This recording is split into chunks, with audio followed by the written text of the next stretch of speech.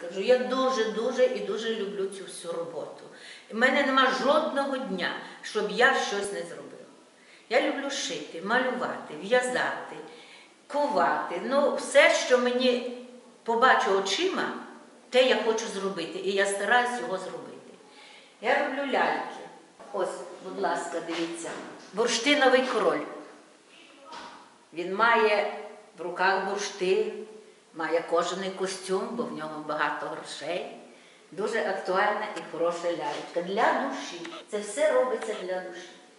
Свої роботи я продаю, дару і вчу. Вчу людей, вчу дітей. Діти раді, вчу дорослих. Маю багато учнів, маю багато робіт.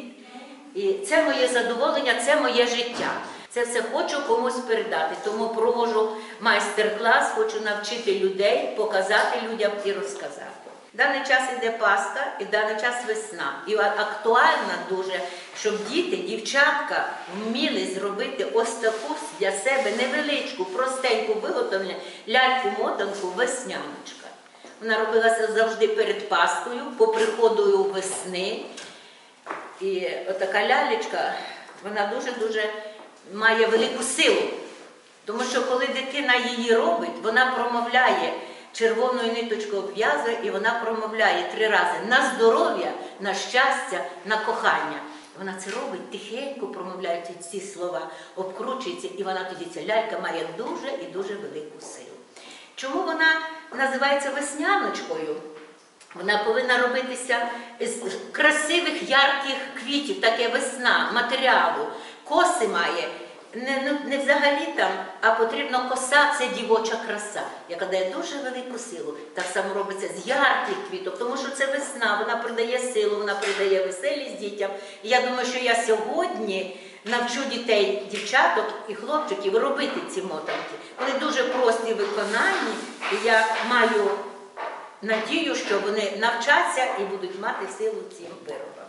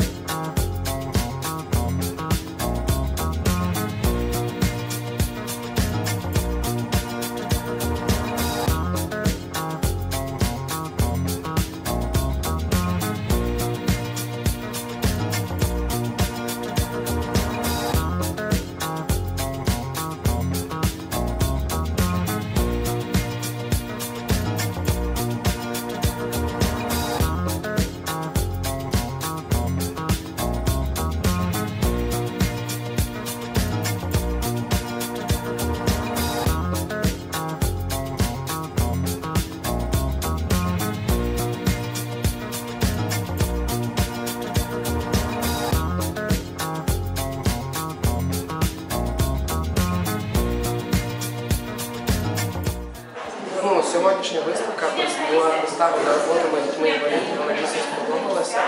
Ну, дітей, які не повноцінні, але що вони настільки гарні, що вони дійсно прекрасні, що вони шедевральні для нас. Мені сподобалося, це шикарні роботи просто. Ну, дякуємо також за майстер-класи, це дійсно гарні, також вишукані ляльки, які дихають весною, весняним теплом. Дивлячись на них, можна вже сказати, що Пасха близько.